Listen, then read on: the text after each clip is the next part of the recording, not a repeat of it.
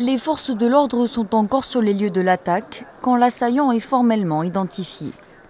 À 28 ans, Ousmane Khan était connu des services de police, déjà condamné en 2012 pour des infractions terroristes.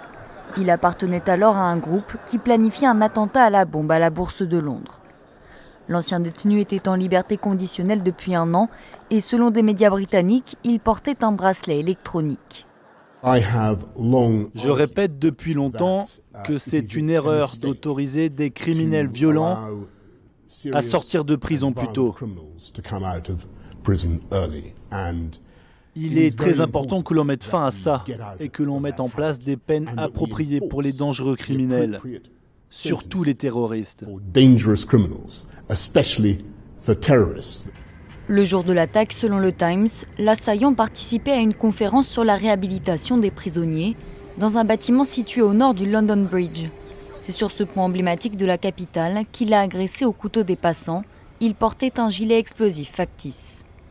Dans la soirée, les partis conservateurs, libéral, démocrates et travaillistes ont décidé de suspendre leur campagne à moins de 2 semaines des élections législatives anticipées.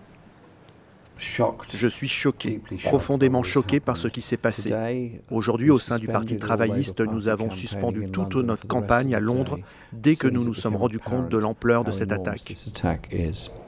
La majorité des représentants politiques britanniques a salué le courage des forces de police, mais aussi des quelques passants qui ont tenté de maîtriser l'assaillant.